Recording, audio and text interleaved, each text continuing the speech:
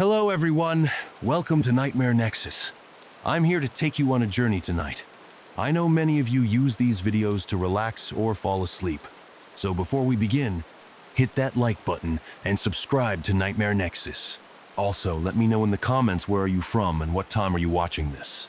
Now, get comfortable, dim the lights, and let's step into the unknown. This happened when I was 18. Making the road trip from my hometown to my new college. I had all my stuff shoved into the trunk and back seat of my cheap SUV. This was not only my first long road trip alone, but it was also going to be my first time being away from my family for an extended period, so my nerves were reasonably high. Anyway, the directions I was taking said it was 600 miles total, which I split into 2 days of driving. I was taking whatever route the maps had me take, and it estimated I'd make it to the hotel at 11 p.m. But with possible traffic, gas stops, and getting food, I knew I'd likely get there much later. By 7 o'clock, the sun was fully gone, and most of the cars were gone too. Every once in a while, a car would pass by, and I'd see their headlights slowly fade out in front of me. But for most of the drive, it was just me. This actually made me really tired and bored. Around 10 o'clock, I decided I'd stop at the next gas station before making the final stretch of the drive. About 10 minutes later, I exited the road and entered a gas station. Being so far out, this wasn't a town or anything. It was literally just a gas station with a few pumps and a tiny convenience store. I didn't see any other cars on the road or in the lot. Not even any lights from nearby houses or buildings in the distance. I pulled right up to a pump and got out to start topping off my tank. As I looked around, I almost got jump scared by a guy walking up to me. In comparison to myself, he was much older, probably in his 50s. If I had to guess, and he honestly looked homeless. Regardless, being approached out here wasn't something I was expecting, and his short smile didn't make me feel any more comfortable. "Do you need something?" I asked, hoping he wouldn't walk any closer.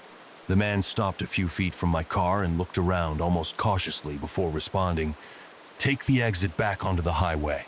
I looked at him, confused, not sure if I was understanding him right. He pointed behind me at the exit I came from and repeated himself, "Take the exit back onto the highway." After a second, I said, "Okay," and the man walked off. But I was still really confused. The exit I came from, the one he wanted me to take again, was a one-way road. So by his logic, he wanted me to drive on the wrong side of the road and do a U-turn back onto the highway. It just didn't make any sense. I looked out at the entrance road, the obvious one that I was supposed to take. There were no signs of any construction or anything blocking it. It just looked like an empty ramp back onto the highway. As I put the pump back and got in my car, I glanced over at the man, who was now just sitting against the side of the convenience store. The more I thought about it, the more crazy that man seemed, just sitting out here saying nonsense. I thought maybe this was some kind of trap or something. So I went with my instinct and drove out of the lot toward the entrance to the highway. As I merged onto it, though, I realized pretty much all the streetlights were out. I slowed down, thinking maybe this was a construction zone or something.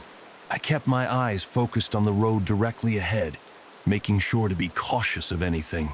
But while I made my way through the unlit road, I saw only a brief outline of a figure to my left before a pickup truck came out of nowhere and stopped right in front of my car. Every door opened as 4 men jumped out of the truck and started running up to my car holding weapons of all kinds. Metal bats, machetes, knives, and not even anything covering their faces. They just had this emotionless gaze, like they felt nothing for what they were doing. I quickly started backing up as they got just a few feet away from my windows. Once I got far enough back, I suddenly saw the outline of dozens of people coming out of the shadows off the side of the road. A few even tried chasing my car as I frantically reversed out of there. As soon as I could, I turned around and sped off. I called 911 once I felt I was safe, but for some reason, I never got a call back, no update on it at all. Almost like they didn't even check on it. Ironically though, It was the creepy old guy at the gas station who tried to prevent me from even getting caught up in that mess. Or at least, that's what I assume he was doing. Either way, I was incredibly lucky to get out of that with my life, as I have no idea what that was or what they were all planning to do. It was a typical Friday after my college classes were out, and I was spending the night doing DoorDash. This was my regular route and dashing on the weekends to help me pay for all my living expenses while on campus. The night started well, getting a lot of orders done and making a good amount. But then, it hit a stalemate. After the big dinner rush, very few orders were showing up, and the ones that did were very low paying. Basically waste of time orders. After an hour of aimlessly driving around, an order came through that wasn't too bad. It was 8 miles away, but the payment was well worth it. It was nothing absurd, but enough to make it not a rip-off like many of the other ones. I accepted the order, ran into the restaurant to grab the bag, and then hopped into my car to start driving. The map said it would take 30 minutes, which I think was the longest of any orders I'd done up until this point. Most of the houses were right around campus, because any further than 15 to 20 minutes out, it becomes pretty much just bare fields of grass. As I got to that 20-minute mark, it became just that very few houses, mostly sitting far out in fields of crops and nothing else. The rest of the 10-minute drive was on this empty road going along these farms. Then, I made it to the house. There was a dirt driveway connecting to the road, leading through a large field, and in the far back was a small house. Driving through the field felt very eerie, even though I'm not one to get nervous without reason. This felt different. As I got further out from the road, the only sound was the low rumbling of my car on the dirt. I parked out front and got the bag ready, then left the car on as I stepped out. The night was quiet, and the house was dark, having only the porch light on to illuminate the outside. I walked through the unkempt grass and up to the porch, knocking on the door. As I waited, I looked back at my car sitting in the dark with a field of pitch black behind it. A moment went by. Then I knocked again, but there was no response, not even the sound of anyone inside.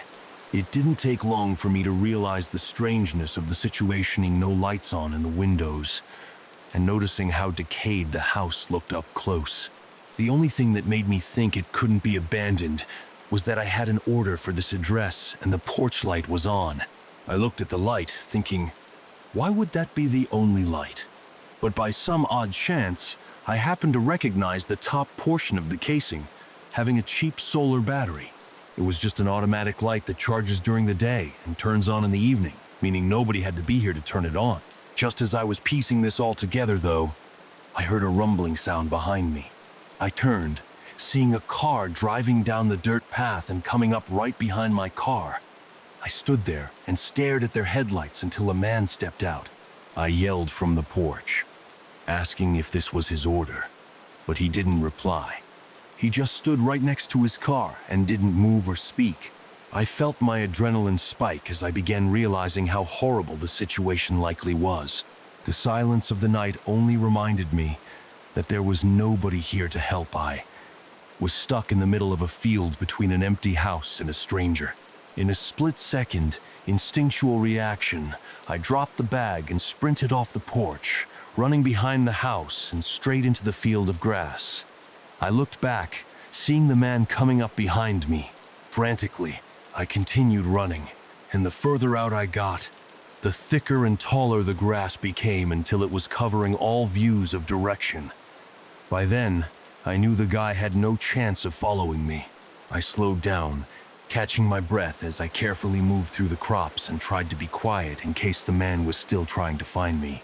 Eventually, I made it to someone else's yard, and from there, I got to a road where I had enough signal to call for help.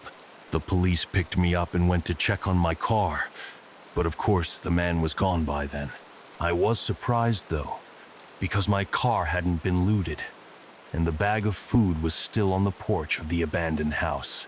But that could only mean that the man had other intentions, likely far worse than just robbing me. This happened during a road trip I was taking on the way back from seeing my family for the holidays. I'm not usually one to drive more than a couple of hours because I much prefer flying. But this year, the tickets to where I was going were way too expensive. It would have cost me over $1,000 for a round-trip flight that only went a few states over. I had planned everything out so that I'd get home a few days before I had to go to work. But a snowstorm blew in on the day I was supposed to leave, forcing me to stay an extra 2 days before finally starting the drive. The roads were empty since it was past the holiday rush, and most of the drive was pretty out of the way from the big cities. The hardest part of the trip was staying awake and fighting the boredom. The first 8 or so hours went by without any trouble. Sure, I was tired, but the snow on the road kept me awake and attentive. It was about 10 p.m., and I had a hotel booked in a small town just 2 hours further ahead. But as I drove, a small light came up in my mirror. It was the headlights of someone behind me. The first person I'd seen on the road in over an hour. Their lights were getting bigger quickly, showing that they were coming up really fast. Soon I could see that it was actually a large van. It was only a one-lane road, so I couldn't get out of their way. But I figured they would swerve around me, given how fast they were going. Once they reached the back of my car, though, they matched my speed and stayed behind me. After a few seconds, I realized they weren't trying to get around me. We drove like that for almost 10 minutes. It was unnerving being the only 2 vehicles on the road and having a huge van trailing me. They weren't following at a normal distance either. They were so close that I couldn't even see their front bumper or license plate in my mirror. Maybe I was overreacting, but when an exit for a gas station came up, I decided to turn off, hoping they would stay on the road and I could put some distance between us. But as I veered off and down the exit ramp, they stayed right behind me. I pulled into the gas station and parked at one of the pumps, watching as the van pulled into the pump behind me. At this point, I didn't know what was happening. Part of me thought it was something bad, but another part thought I was just being paranoid. Since this was the only gas station in the past 30 minutes, maybe they just needed fuel too. Before getting out to fill my tank, I shut my car off and looked around. The store part of the gas station had its lights off with a closed sign hanging on the door. There were no other buildings nearby, just an empty field covered in snow with a single road running through it. I looked at my mirror. A man was now standing outside the van, putting gas in. As I started fueling, the man quickly put his pump back and sealed his gas cap. I looked over, seeing him walk to the back of his van. Then, I heard the loud ratcheting sound of the back door being lifted open. In that moment, maybe it was a gut feeling or just pure instinct, but something told me to get out of there. I pulled the pump out of my car, and not even a second later, 3 men were sprinting at me from around the back of the van.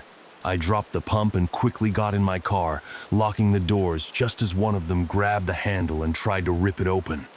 I was shaking and moving as fast as I could to start the car.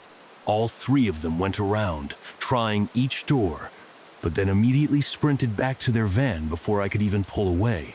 When I did, they sped off in the opposite direction down the road we had just come from. I called the police once I felt safe, but I never got a call back, no update on it at all. Almost like they didn't even check on it. I think it's obvious they were trying to abduct someone under the cover of night on an empty highway. The terrifying part was how confident and professional they seemed, like they had done it before. It makes me wonder, what would have happened if they had gotten me? I was delivering a truckload to a company on the far west coast, coming from the east coast. The route across the country was one I had taken many times before, being a truck driver for almost 20 years. It was always the same every time I made one of these drive same roads, same truck stops, and same long stretches of nothingness. Over these 20 years, though, I had never really had anything crazy happen. I had a few odd scenarios, but they never amounted to anything. So, when I was driving this route again, I had no worries in my mind. It was just another day on the job. About 20 hours into the route, a storm started coming over. slowing down my driving. It was late too, so by then, I was already looking for the next truck stop to sleep at. As I drove, though, a very sudden light appeared behind me. The road I was on was flat and straight, so I would have seen them coming in my mirror, but suddenly they were just right behind me. Maybe they had just turned on their lights, or something I didn't know. But they very quickly came right up to my back bumper.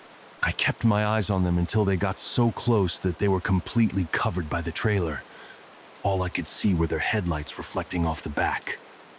And then, their lights shut off. I maintained my speed and kept looking back at my mirrors, trying to see if they were still behind me, but I had no way to know. For someone to turn off their lights in the middle of a heavy storm was insane, though. And to be tailing behind me so close was just as insane.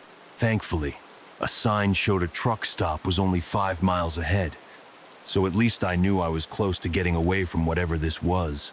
I didn't want to jump to conclusions based on just some weird behavior, but as a trucker, it's hard not to think about the possibility of it being an attempted robbery, especially when alone on the road at night. For the rest of the 5 miles, I saw no signs of them behind me. I was still on edge, because I couldn't really see anything anyway, but I started feeling less worried as I was coming in on the truck stop. I pulled in, trying to check my mirrors to see if they followed, but with the rain and lack of lighting, it was too hard to tell. The truck stop was mostly empty, aside from a few trucks at the gas pumps. I pulled off to the side and parked in the middle of the lot. After waiting a minute and getting some of my stuff organized, I opened the truck door and leaned my head out, looking along the side of the trailer. I was drenched from the rain in just a matter of seconds, but from what I could tell, there was no car behind me. I closed the door and finally felt a bit of relief, grabbing my pillow and blanket from the passenger side. I locked the doors, turned off the truck, and tried to get some sleep. The rain pounding on the metal roof made it easy to fall asleep, blocking out any possible sounds coming from other trucks pulling in and out. When I woke up, though, I felt like I'd only been asleep for a few minutes. I looked around, seeing it was still dark out, and the storm was the same, if not worse. But before I could check my mirrors, a loud thump shook the truck. My eyes opened wider. I reached for the door handle and opened it, looking out at the back of the trailer. Through the rain, I could barely see the outline of a car with its headlights off and 2 men moving around in front of it. Terrified, I hesitated to step out and confront them. And as I sat there in that moment of hesitation, the door suddenly slammed against my body, shoving me back further into the driver's seat. Another man stood outside, yelling at me to stay where I was, then slamming the door again. His right hand was shoved in his hoodie, and with 2 other men behind the truck, I was in no position to try anything. I could feel the truck shake as I just sat in place with the guy outside my door watching my every move. He didn't even look away for a second. This went on for a few minutes, and then, suddenly, they ran back to their car and drove off. I was still in shock, watching their car disappear onto the road. I called the police and put in a report, but no information ever came up on who the men were. All I know is that if I had been any less aware and had just tried to drive off at first sight of the men, I probably wouldn't have made it out as safely as I did. In 2019, I did deliveries for a pizza place near my school. I'd work most days after class so I could afford to pay for my car and rent. It wasn't a great job in any aspect, but it was good enough to get me through college without being completely broke. This night was no different than most in the beginning. I clocked in at 6 o'clock and delivered for 3 hours straight, then took a lunch break and started again at 9:30. I picked up the next order and started heading to the place. The address didn't look like a house, but the route it took me on to get there was not what I was expecting. It took me further out from town, away from most houses and stores, and into a business center. It was an area full of small office buildings and nothing else. I drove down the road and couldn't really tell what any of the addresses were, so I just followed the GPS and hoped it would take me into the right parking lot. When I turned in, I drove through a long parking area until I reached the front of the building and could read the address. It matched up with the one on the order, but something was off. The parking lot was completely empty. Not even the streetlights were on, and the office building had no signs of anyone being inside. I double-checked the address, thinking there must have been a mistake, but it all checked out. I even tried searching it on Google for any places nearby with the same address. But no, this was it. I set my car in park and got out, glancing around before walking up to the door. It was a glass door with a dark tint covering it. I knocked, then took a step back and waited. It only took a moment before the door opened. A middle-aged man stood there, wearing very casual clothes and holding a small grin on his face. He suddenly got overly excited and said he was happy the food had finally arrived and that everyone was hungry. I looked behind him, not seeing anyone else, and noticed only a single light on in the middle of the hallway. But I ignored it and just told him the total. He must have realized what I was looking for, though, as he quickly explained that everyone else was in the rec room on the 3rd floor for a company party. I smiled to be polite, but the man was talking with an overwhelming amount of excitement, so much so that it almost felt like he had to be faking it. He pulled out his wallet and handed me cash for the pizzas along with a $10 tip. As I took the money, he asked me for a favor. He wanted help bringing the pizzas up to the 3rd floor. The man had put me in a strange position. Having taken the generous tip already, it felt like it would only be right to help. On the other hand, though, carrying a few pizzas isn't exactly difficult, and it didn't seem necessary by any means. He started walking without me having answered yet, urging me to follow him as he made his way to a door leading to some stairs. I trailed behind, keeping my distance. As I entered the stairwell, I felt a cold rush of air and noticed all the lights were off. Only the small light from the hallway lit the entrance to the stairs. The man started making his way up, but stopped once he realized I hadn't continued following him. He turned and made a humorous remark about the lights, but his grin quickly faded once he saw that I wasn't going any further. There was no hesitation as he came rushing down toward me with anger in his eyes. I tossed the pizzas on the ground, rushing out of the door and into the hallway, then running for the exit and bolting to my car. I saw the man come partly out of the front doors before going back in and slamming them shut. I immediately called the police after driving to a different parking lot. The man had run off by the time they got there, and since he paid in cash, there was no way to know who he really was. The office building was empty, though, and there was nobody else on the 3rd floor. It was clear that it was just some sort of trap. What he had ready for me on the 3rd floor is unknown, and I hope that nobody ever has to find out. I used to deliver Chinese food for a local restaurant. I was just a teenager in high school at the time, and whatever job I got wasn't going to be for more than a year or two. I'd say this job was fairly typical to most first jobs in retail and food service, some slow and boring days, some busy and stressful days. But as the delivery driver, I was always thankful not to have to be working in the store and dealing with mobs of customers. On this particular night, I started my shift at 6 p.m. It was a Friday, so I was working a late 6 o'clock to midnight shift. As soon as I clocked in, I was delivering orders non-stop for the next 2 hours with no time to breathe in between them. Around 8 o'clock, orders began slowing down a bit, but I still had a few more to deliver before I could take my break. I grabbed the 3 orders and set out to get them done before 9 o'clock. The first one was close, but the next 2 were further out. This wasn't uncommon, as our town wasn't all packed together. I got to the second house, dropped it off, and then headed out to the final stop. It was 10 minutes from where I was, and the ticket said it wasn't paid for yet. All I was thinking about during this drive was the break I'd get afterward. Going back and forth for 3 hours straight tired me out more than usual that night. I pulled into the neighborhood and followed the GPS until I got to a back portion where the whole atmosphere quickly changed. I turned down a thin road of cracked pavement and potholes, with barely visible small houses on the side covered by thick bushes and unkempt lawns. When the GPS told me I'd arrived, I stopped the car but didn't see a house. I turned on my brights and faintly saw the outline of a small house, pretty far from the road. I then looked at the grass leading up to it and realized there was actually a driveway, but it was completely overgrown with vines and tall grass.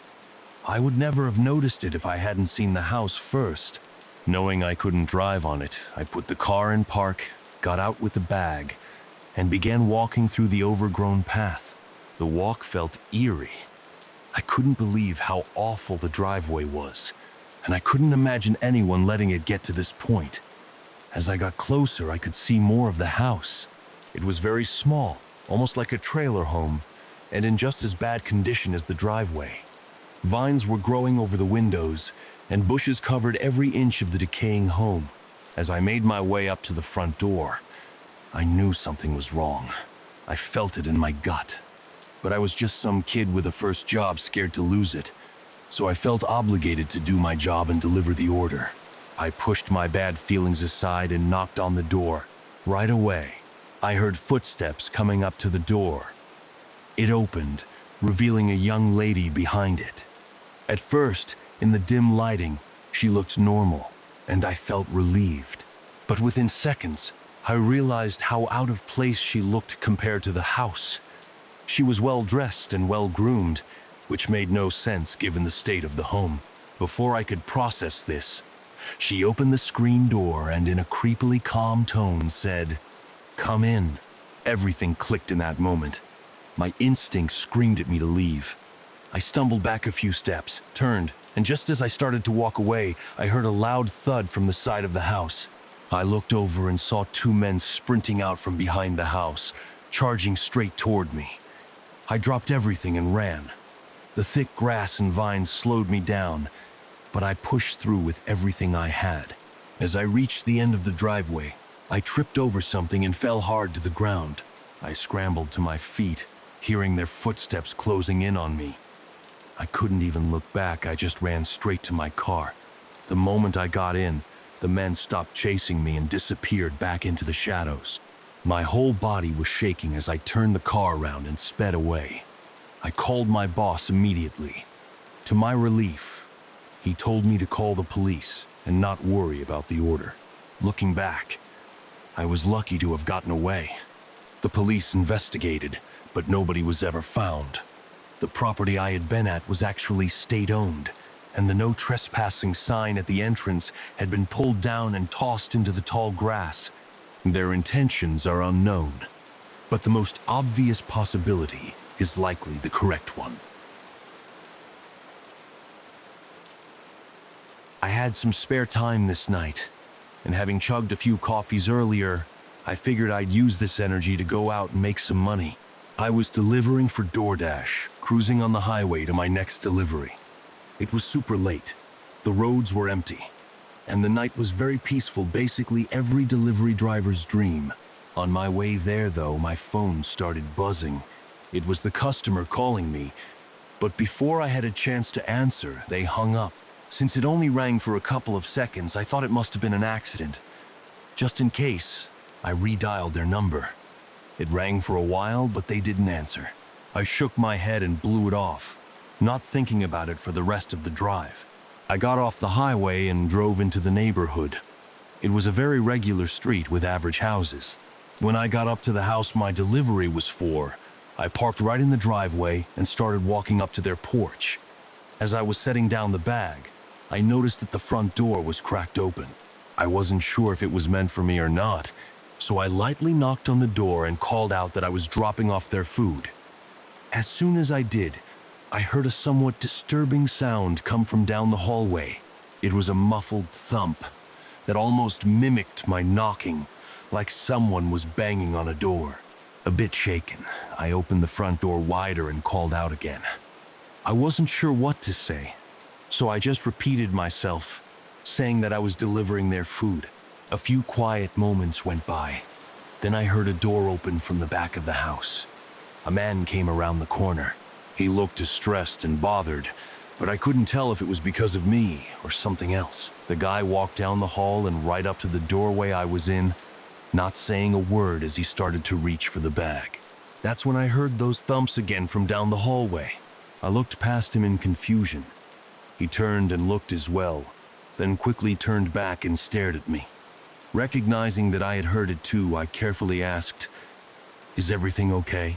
The sound echoed through the walls again as the man just kind of stared at me, almost like he was trying to decide what to do. Then, in a demanding tone, he said, "Why don't you bring the food inside for me?"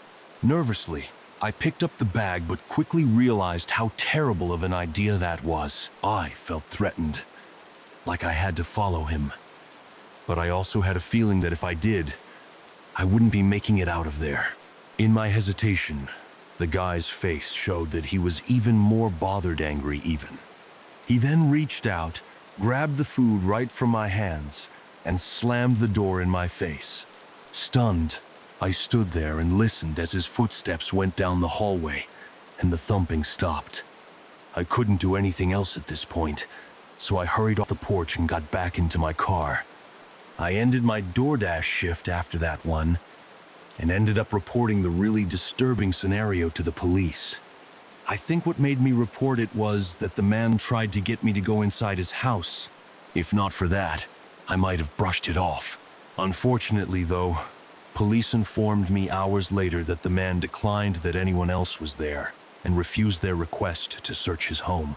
At that point, there was nothing left to do other than speculate.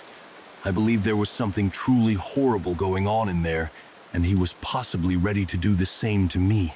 But I don't think we'll ever know for sure.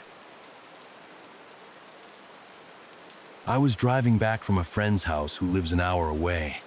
We lost track of time, so I didn't leave until around 2 a.m. I was really tired, and the drive was incredibly boring. Most of the way home was a long, straight road that didn't seem to have a single other car on it. For the first 20 minutes, it was just me staring at the endless pavement ahead, trying to keep my eyes open. But then, my headlights suddenly lit up something on the road ahead. At first, I couldn't tell what it was, but as I got closer, I had to slow down and eventually stop. There was a semi-truck parked in the middle of the road, blocking both lanes. I sat there for a few seconds, having no clue what I was seeing. At this point, I was at least 30 minutes from town, and there was nothing out here. The only reason anyone would stop here was if there was an emergency. I looked to the right of the truck and saw that there might have been enough room for me to get around the trailer, but there was a steep hill on the shoulder. On the other side, trees were too close together for me to drive through. After waiting for a minute, I figured this had to be an emergency, and my best maybe only option was to check on whoever was inside. I got out of my car and walked up to the front of the trailer. Everything outside was eerily quiet, like the night itself was holding its breath. As I got up to the front, I noticed that the truck's cabin light was on. I knocked lightly on the door and called out, asking if they were okay. The window was too high up for me to see through, so I waited for a response. After a few seconds, there was nothing. No movement. No sound. Feeling uneasy, I called out again, but still got no response. My gut told me something was seriously off. I looked down the road ahead and then back at the road I came from, seeing nothing but thick fog in the distance. The isolation of the situation started to hit me. I grabbed the side of the door and lifted myself onto the truck steps, trying to peek inside. What I saw sent chills down my spine. The inside of the cabin was completely ransacked, papers and belongings scattered everywhere, like a struggle had taken place. But the most unsettling part, the driver's seat was empty.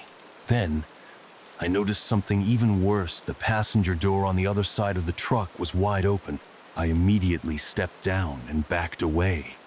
My heart was pounding. Then, from the corner of my eye, I saw movement in the forest beside the road. A man was walking up from the trees toward the truck. He was tall, with long disheveled hair, and his clothes were stained with something dark. His face was partially covered in dirt, and he was not making eye contact with me. I hesitated before asking, "Are you okay?" He didn't respond. He just kept walking toward the truck. But when I mentioned calling 911, He immediately stopped and turned his head toward me. His eyes were cold and empty. In a deep, unsettling tone, he simply said, "I'm fine." I backed away further as he climbed into the truck. That's when my instincts screamed at me to leave. I ran back to my car as fast as I could, jumped in, and sped away without looking back. When I got home, I called the police and reported everything I had seen. Unsurprisingly, they never found anything. What happened on that road is still a mystery, but the way that truck was positioned and the state of the cabin, I truly believe something terrible happened there that night, and I was lucky I didn't stick around to find out what.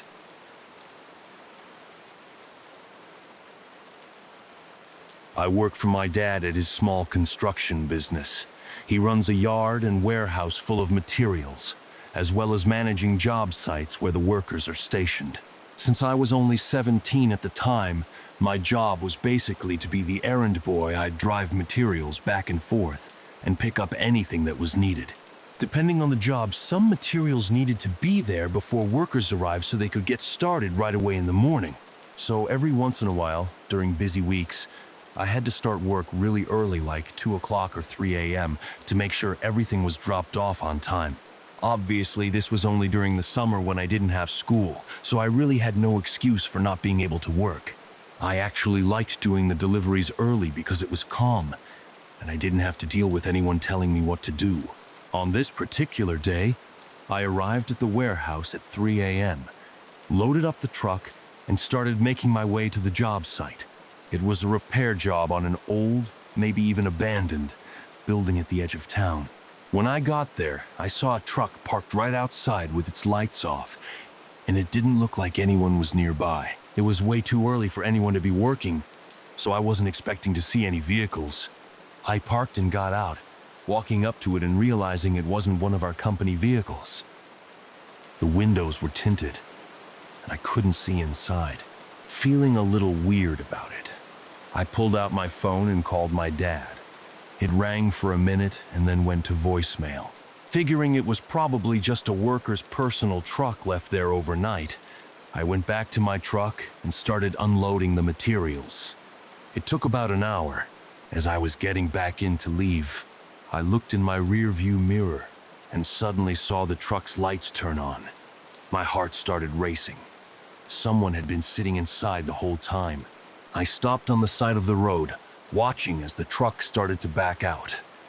Knowing now that it wasn't a worker's vehicle, I was sure this wasn't normal. I quickly dialed my dad's number again while keeping my eyes on the truck. Just then, the truck pulled up right next to me and stopped. I stared at the dark tinted window, knowing someone was inside watching me. I tossed my phone onto the seat and slowly pulled forward, trying to get away. But the truck matched my speed, staying right beside me. Panic started to set in. I put the truck in reverse, trying to back up, but the other truck did the same. Then, out of nowhere, it suddenly swerved into me, hitting the side of my truck. I lost control for a moment and slid off the road, barely managing to stop before hitting a tree. The other truck stopped at the top of the road as if they were going to get out. But then, suddenly, their brake lights flickered, and they sped off into the distance. Just 20 seconds later, another car pulled up behind me, and a man got out, running up to my window. It was one of the workers arriving for the morning shift. He had only caught the last bit of what happened, but he recognized the truck. It belonged to Samuel, a guy my dad had hired a few months ago. As it turned out, a bunch of tools and materials had gone missing from the job site, almost $10,000 worth of equipment. We later realized that Samuel had likely been stealing supplies bit by bit for months. That night, when he saw me pull up, he must have panicked, thinking I'd recognize his truck and report him. I don't know what he planned to do to me, but considering I was the only witness who could tie him to the crime, I don't think he was just trying to scare me. Unfortunately, Samuel disappeared, and nothing ever came of the case. It was likely he was using a fake identity the entire time. I never expected something like that to happen, but at least it's really unlikely I'll ever see him again.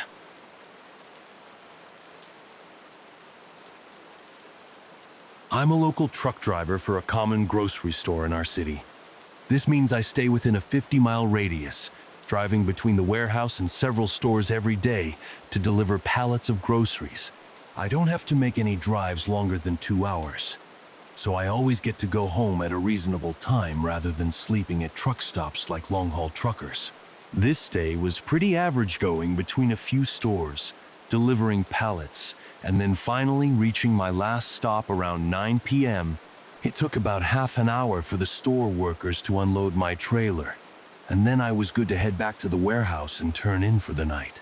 This was always the farthest drive, as the warehouse was on the edge of the city, away from everything.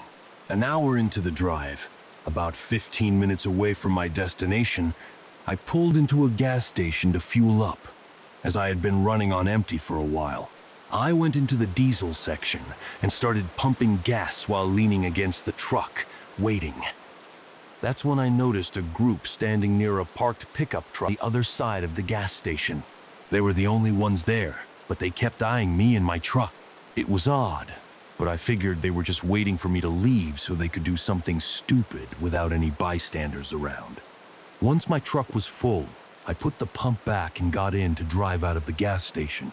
As I pulled away, I saw the group getting into their pickup and leaving, as well pulling up right behind me. Now, it was definitely more than just odd. Over the next mile, as we got further out toward the edge of the city, they kept swerving behind me, drifting in and out of the lane, and failing to maintain a steady speed. I took my phone from the mount and called the police, reporting the reckless and possibly drunk drivers. Being in a huge semi-truck, I didn't feel unsafe for myself, but I was more worried about anyone else who might be on the road. Then, they swerved into the lane next to me and sped up until they were right across from my driver's window. I glanced down and saw a few of them looking at me, whispering to each other. Then suddenly they sped up, cut me off, and slammed on their brakes.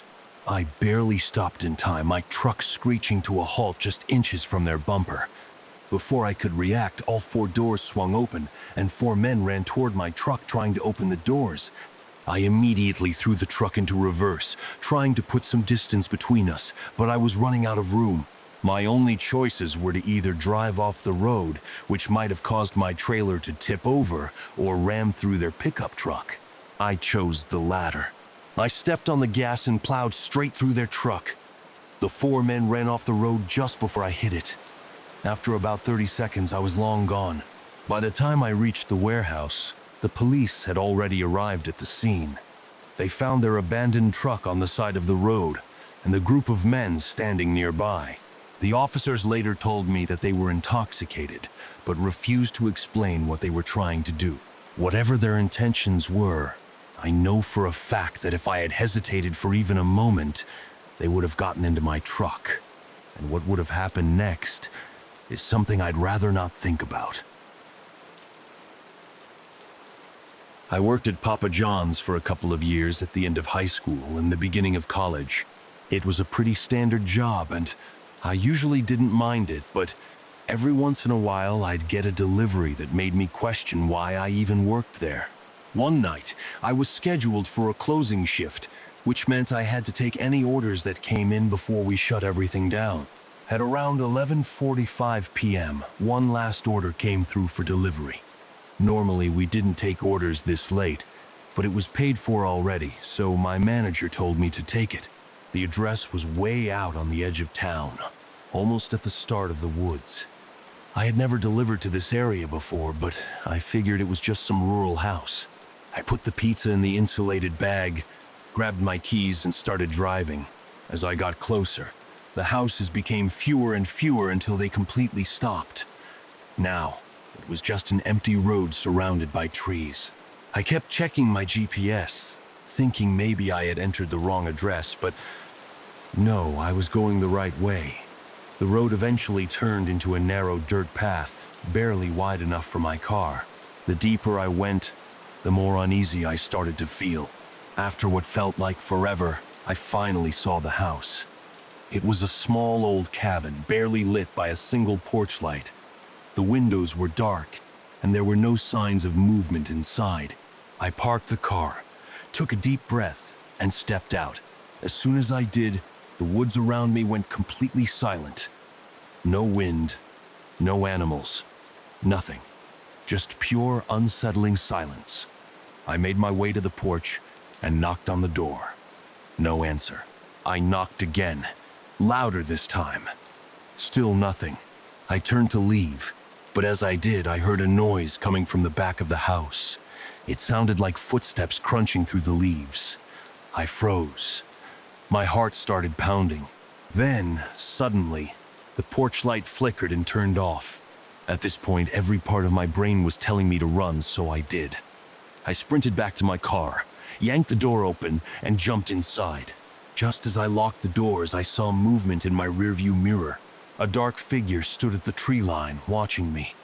I couldn't make out any features, but I knew for a fact that whoever or whatever it was had been waiting for me. I didn't stick around to find out more. I slammed the car into reverse, sped out of there, and didn't stop until I was back in town. When I got back to the store, I told my manager what happened. He looked up the order history and found that nobody had actually placed that order. To this day, I have no idea who or what was out there that night. But I do know one thing. I'm never taking a delivery that far out again.